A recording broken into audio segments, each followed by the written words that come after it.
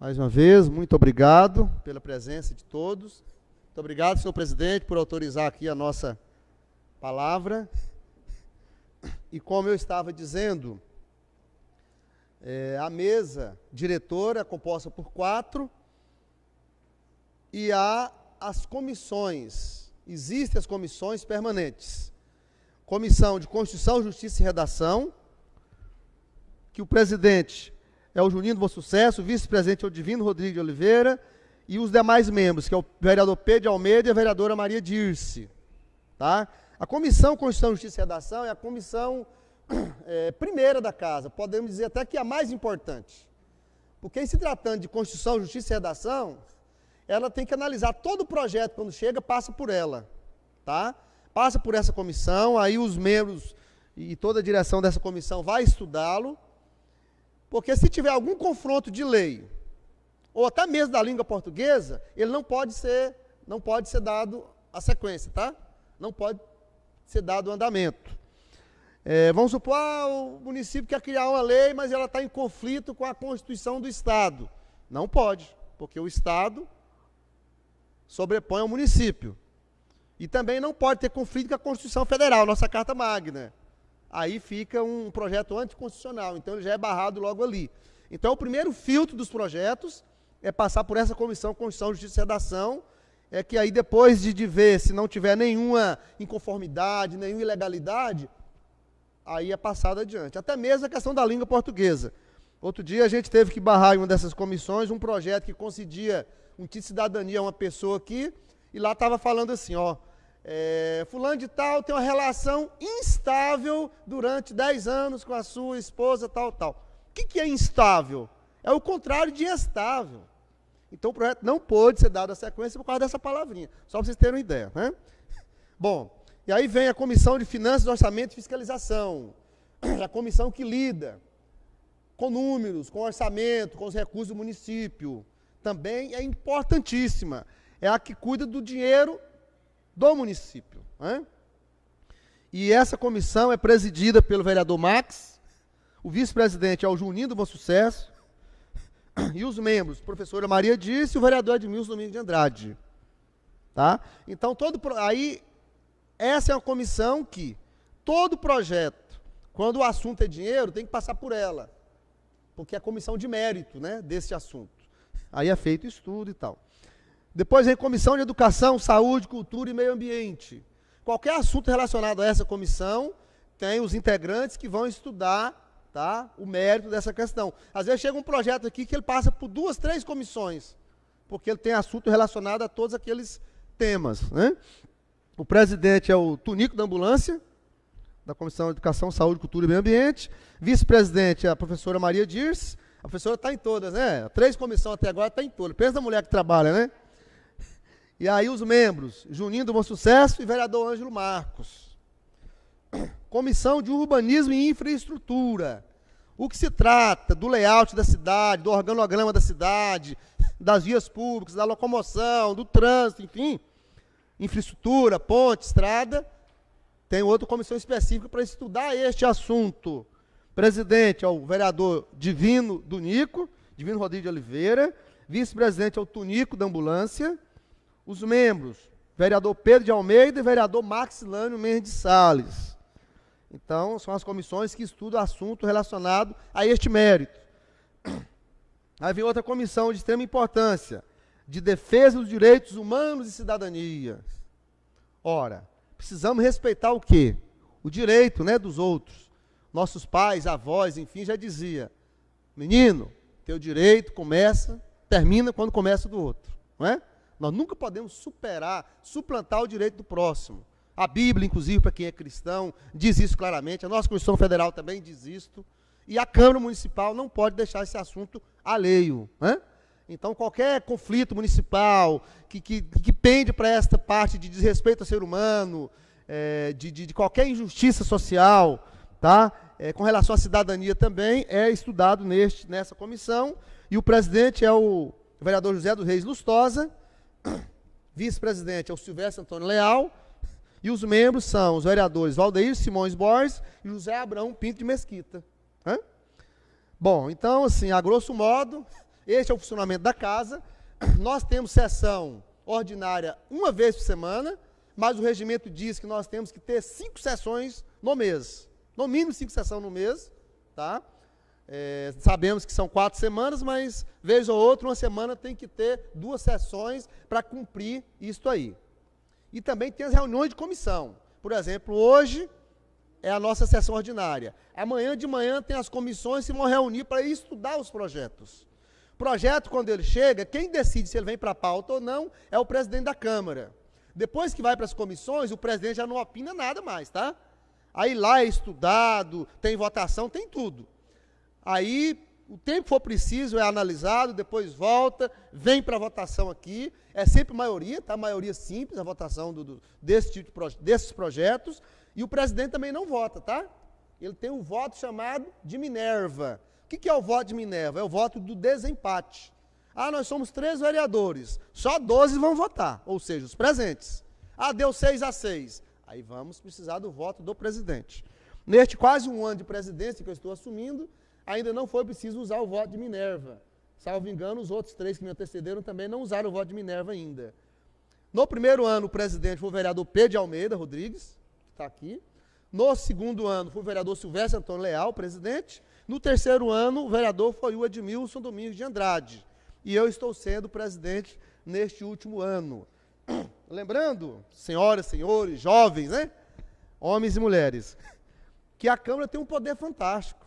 O que é a Câmara? É a entidade que propõe as matérias, elabora projetos para o Executivo implantar, tá?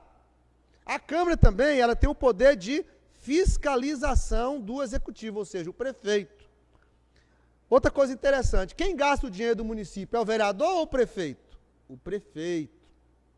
Agora, para o prefeito gastar lá, ele tem que pedir autorização aqui. Tá? É uma coisa vigiando o outro. Isso é muito importante, a fiscalização. E o vereador que se preza é aquele que coloca o povo em primeiro lugar, que coloca a lei em primeiro lugar. Muitas das vezes tem vereador que acha que ele é o quê? Um funcionário do prefeito, que ele tem que ser submetido ao prefeito para tudo, e não é assim. Muito embora, se tiver tudo bem, tranquilo, não há nada que impeça ter harmonia.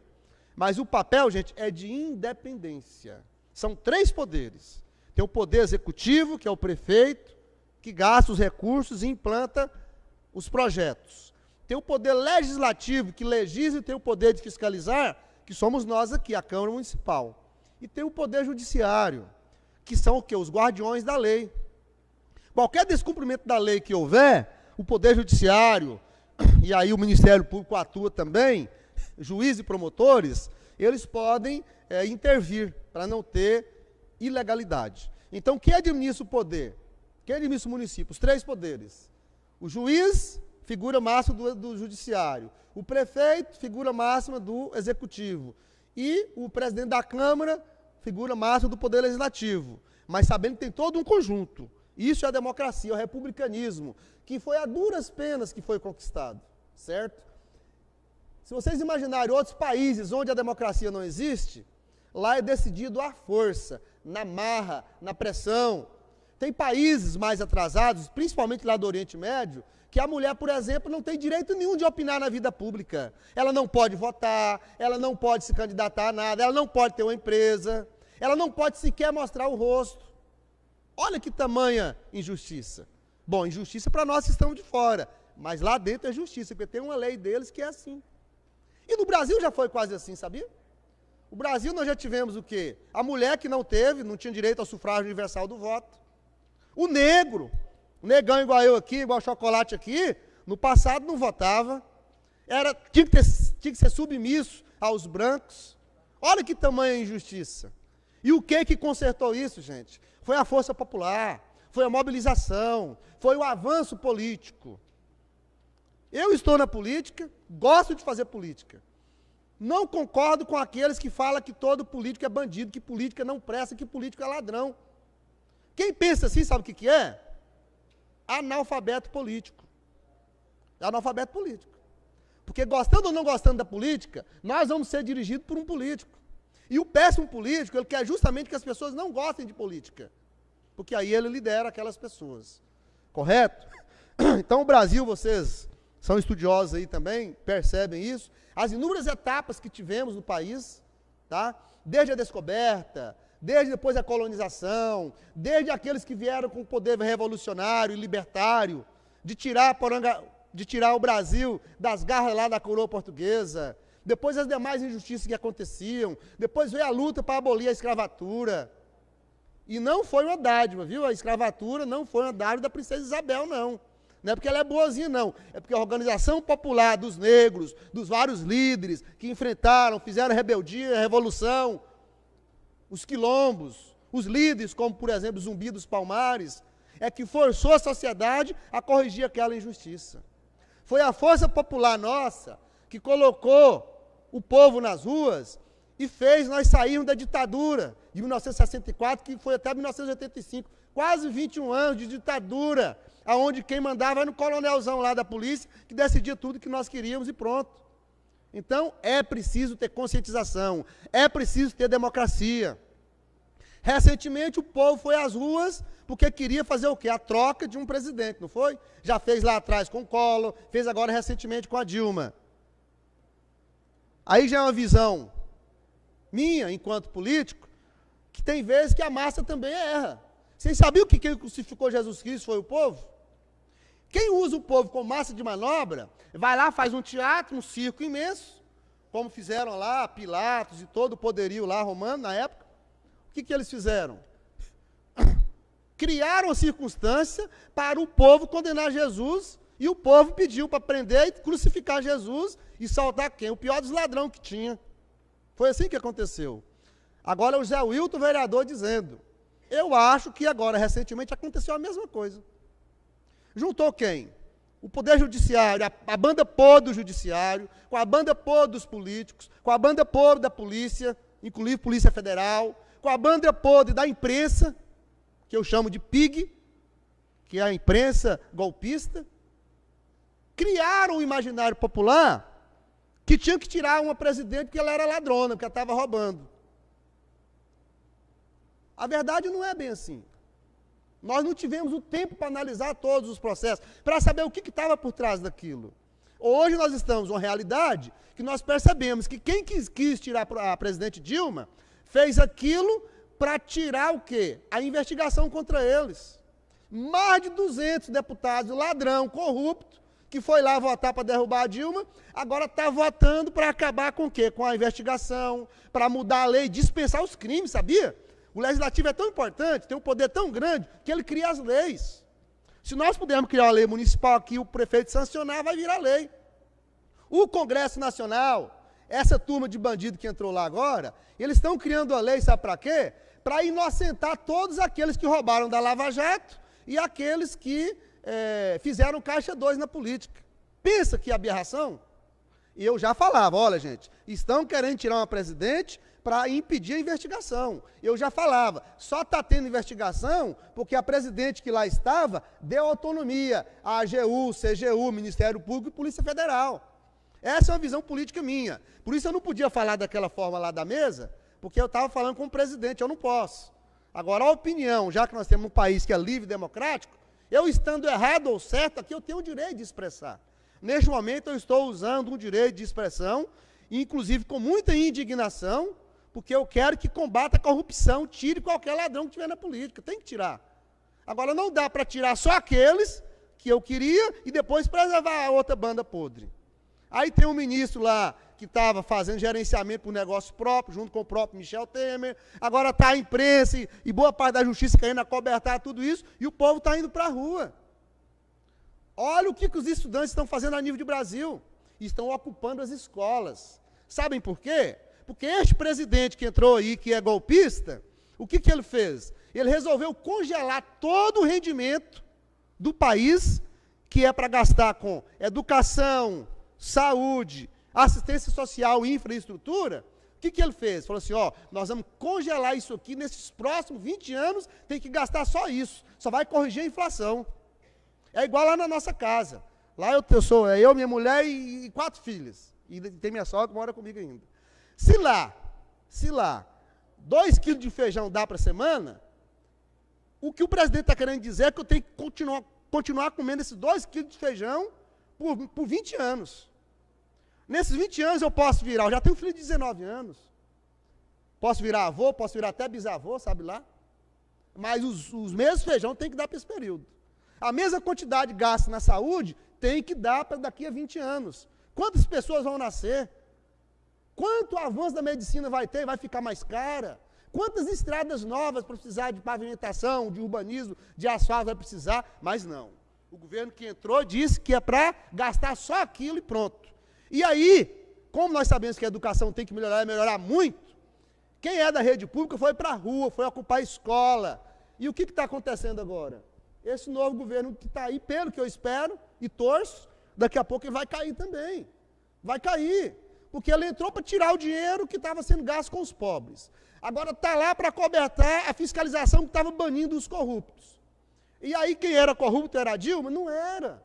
A Dilma não teve nenhum crime contra ela. Não teve. Nada. O que teve contra a Dilma foi o seguinte. Disseram que ela fez uma pedalada fiscal. O que é pedalada fiscal? Eu faço isso na minha casa todo dia.